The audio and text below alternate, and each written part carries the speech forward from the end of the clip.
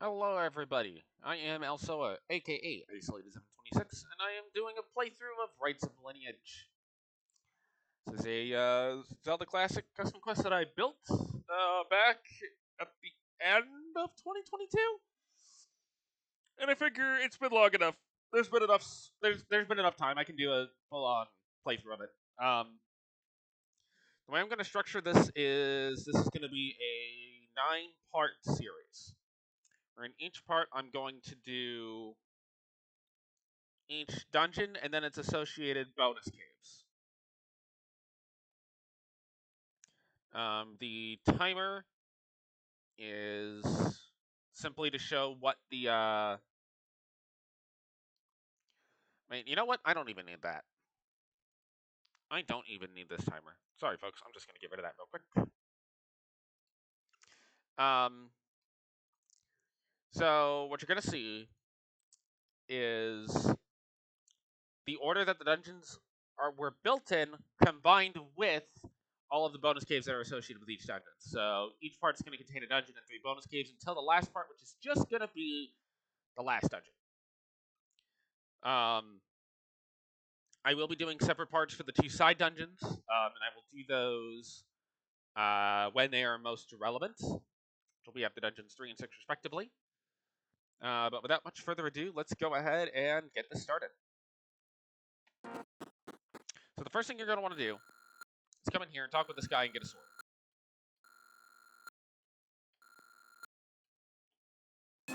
And yes, we are long. The story is that, well, Zelda has been kidnapped again. And therefore, she scattered the 8 pieces of the Triforce again. And the citizens of Hyrule kind of just collectively shrugged their shoulders and said, you know what, there's going to be a hero of destiny that shows up to take care of it. We'll just wait for that person. That's where you come in. As said hero of destiny to, rescue Zelda. Not a whole lot of story on this one. That was a deliberate design choice to kind of keep story elements relatively minimal. Largely focusing on gameplay. So, here's the deal. We are looking to get a candle first. Now, full disclaimer, I have my development notes open and in front of me. So I can see where everything is. Now, one of the problems I have with this, one of the 2 major problems I have with this graphics pack is it's really hard to see anything.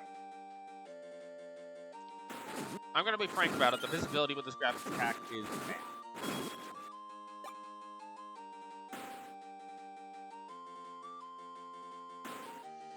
So you might ask why I used it. Well, it looked pretty on the surface, and I didn't think about the visibility issues until I was about halfway in development and already built the entire overworld.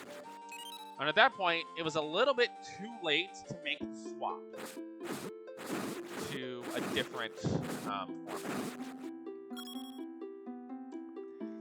So I am running around all these different areas of Hyrule, looking to collect money and bombs if I can get some.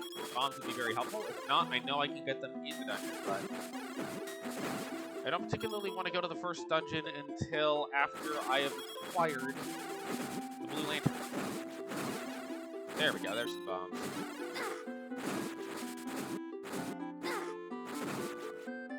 But yeah, you can just barely see some things under these trees. It's one of my 2 gripes. The other gripe being that the mountains are a little bit difficult to work with.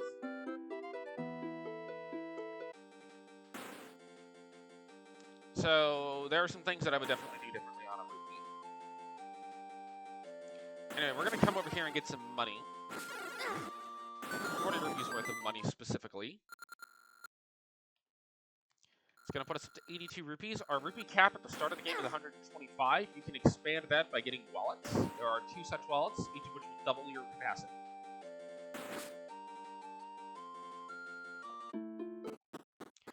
Although technically they're not progressive, so you could, if you wanted to, just go straight to the final upgrade. So go ahead and switch over to the candle here.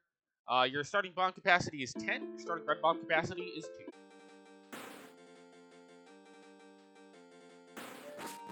Every bomb bag increases your bomb capacity by 10, and I believe increases your red bomb capacity by 2. If I set the ratio up correctly. And the other thing to keep in mind is that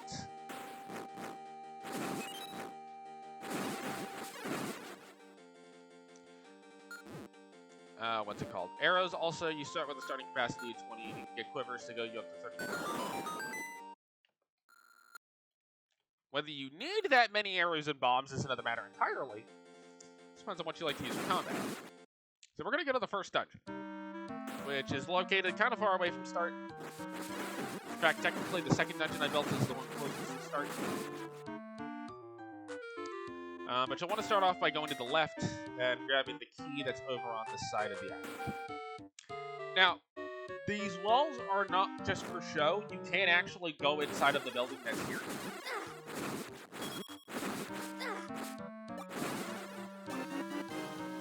And yes, the flippers are in this game. I did put some limitations on how far you can swim on this map, just to try to make things a little bit more manageable in terms of, you know, what I had to actually keep in mind building while the players were going. In hindsight, I may have expanded the ability to swim here a little bit more. This tree holds the secret to opening up this bridge. You can also get across with the flippers or the rock's feather, but I don't recall if you can actually get the rock's feather. Because the way the dungeon progression is set up is the dungeons are set up in tiers. So the first 3 dungeons that I built, you can do in any order. The next 3 dungeons that I built, you can do in any order, and then 7 and 8. So the 7th and 8th dungeons I built, you can do in any order, with 9 being deliberately at the end. But because of the way that I set it up, you can access some of the tier 2 dungeons very quickly, which leads to a really wonky difficulty curve if you do the Earth Temple, which is the 2nd dungeon I built, directly into the Desert Temple, which is the 5th. Which is a common order that I see people doing. I hit the switch. That additional switch is a relic of me wanting to make sure the screen isn't bugged. It's technically not required, and you do get Mimo statues. Go ahead and pick up the heart there. You'll find a couple of familiar room layouts, but also some twists on some rooms. This is designed to have a classic Zelda feel, at least in the early parts. In the later parts, I go a little bit more into the 3D Zelda feel, especially with how open some of the dungeon floor plans become. Traps do go across the screen. That is necessary to avoid a bug where they stop early in some of the later trap puzzles. Here you can just pick up 10 rupees for free. Then come over here, blow this wall up, which... let me explain a small detail about the maps. So the maps are... Things falling over. Thank you. So the maps are color-coded with the doors. We'll see more as we get back into it. But first, we're going to pick up our first item out of this dungeon, which is Aurora's Winds. Return to the entrance. Now, you might wonder, why on earth would you use this when you have an up A feature or a save quick feature? Well, here's the thing. If you use the save quit feature, your number of hearts is not preserved. You'll go back to your starting 4 hearts every time.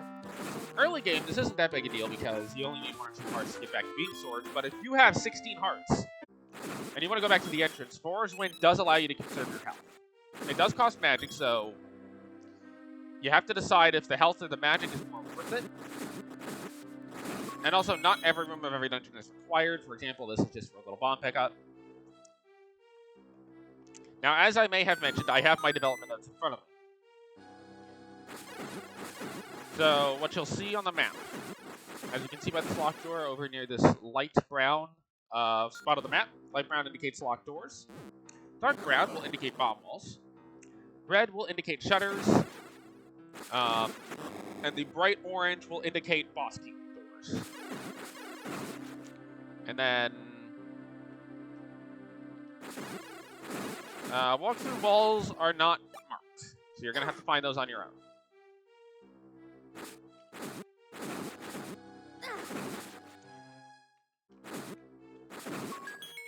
So this is kind of where you get your run of keys.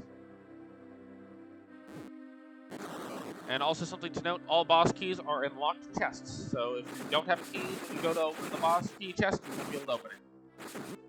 Every dungeon has a number of keys equal to the amount of keys needed to complete it. And open every locked door. Certain dungeons, especially some of the later on ones, you may be able to complete without going through every realm, and you may be able to complete without going through every door. Keys are cross-dungeon, so you could, if you wanted to, in some of the later dungeons, pick up some extra keys in a dungeon that has them a little bit more conveniently placed, and then use them in a dungeon where the keys may not necessarily be as conveniently placed.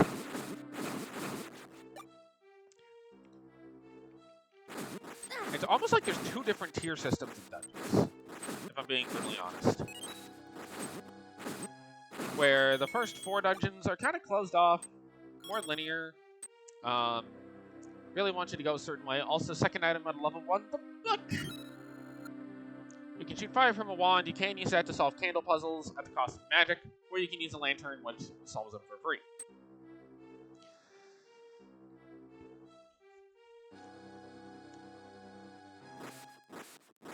But now we're going to go look for a third item in here, which is the only one that's required, as the book and Foror's Wind are not required, although you do have to go to the area where Foror's Wind is to open up that door. So you kind of end up getting Foror's Wind just for free. Now, in terms of speed, if you're going for pure speed, this dungeon is a little bit slower to do first. Even though it is the first one I built, it can be done significantly faster with some of the combat upgrades you get later on. But that really kind of applies to every dungeon. Just faster combat makes for faster dungeons.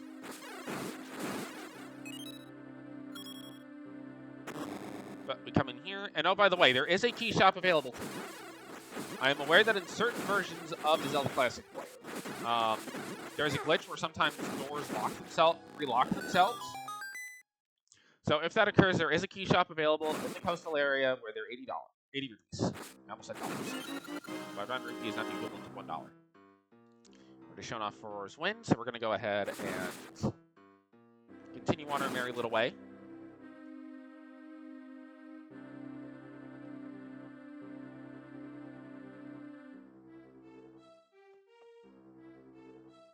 Heading up and around back to... Now, there is some amount of backtracking involved in every single dungeon. The amount of backtracking can be mitigated based off of how willing you are to use Foror's Wind to go back to the entrance. Well, that's not entirely true. I think there are a couple of dungeons that really have minimal to no backtracking, depending upon how you decide to do them. Alright, so if you remember, you could go south here, but we did not. Now we're going to go south. If you go south, you'll see this raft dock. Yeah, the raft is a little finicky. But you can take this raft path all the way over to this kind of back porch balcony. It's kind of back porch area.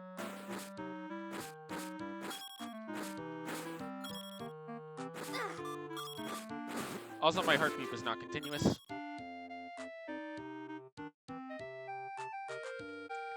And this also gets you into the back of the house. Now, if you go to the left here, you'll go through a spike trap room and then kill a dark nut and you get a magic path. I am going to choose to skip that, as I have other ways of getting magic. This room can be a little slow without a projectile weapon, depending upon how the keys behave.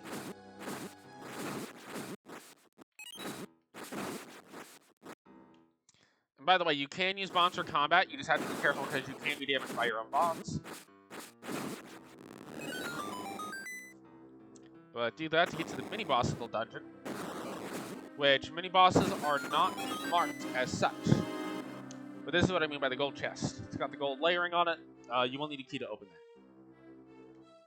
that. So with that, we are done in the back of the dungeon. We can now move towards the front.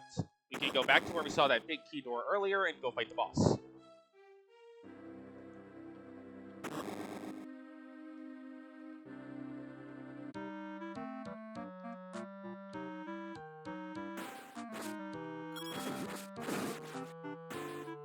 And there's the raft path being a little finicky, not really wanting to cooperate. It seems like you gotta hit the lower portion of the tile to get the raft paths to cooperate fully.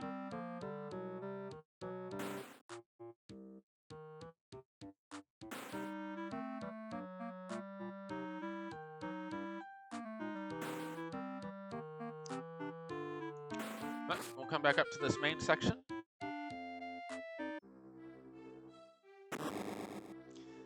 And boss time. So we do have separate boss music, but it's Aquamentus. Not that much harder at all compared to the mini boss, and we're done with Dungeon 1. And the Triforce does fully refill your magic and health. So that's why the magic bottle didn't really matter. So before we close this part out with Dungeon 1, we're going to go ahead and do the little bonus things.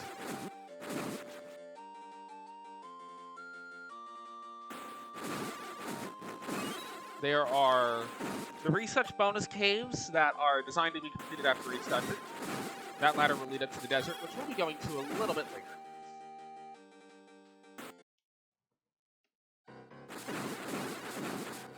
And one thing to note is that every single one of these bonus caves does have a 5 rupee in it. So if you need money, there are a total of 120 rupees available for you in bonus caves. But they are not the main purpose of the bonus caves. The main purpose is twofold. First off is the heart pieces.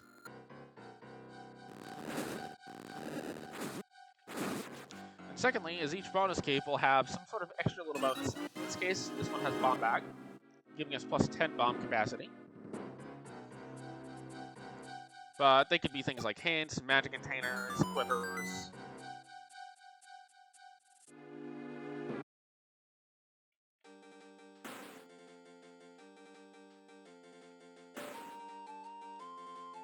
So now we'll go to the next bonus cave, and it is possible to do these without completing the relevant dungeon, depending on what the puzzle in the cave is.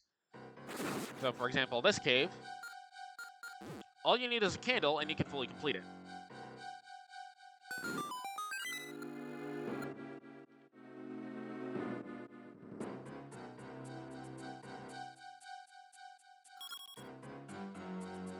All you need is a candle, and you can fully complete that.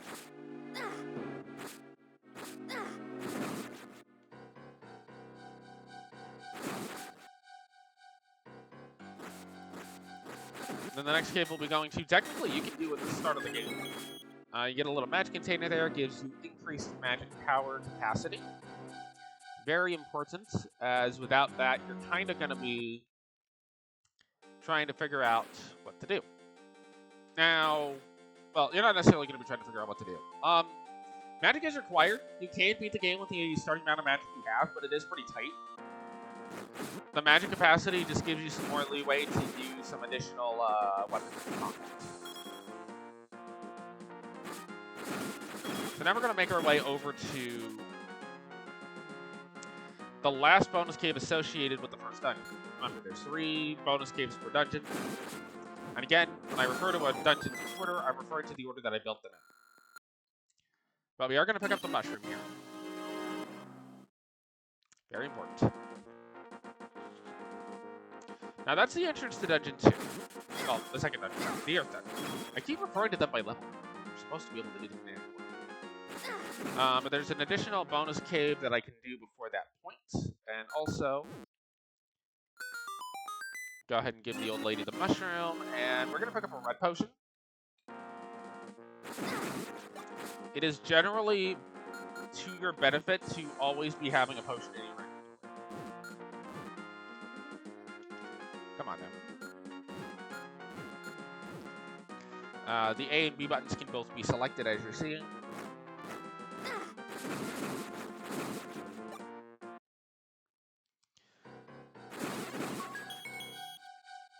So this is technically the first of these bonus caves. And it is right next to start. You can do it with literally nothing but the sword. Technically, you could do it with a pure lantern if you wanted to.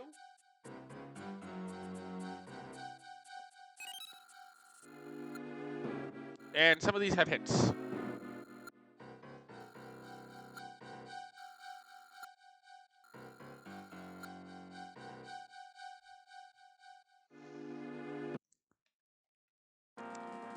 Alright, so with that, I think I'm going to go ahead and call an end to this part.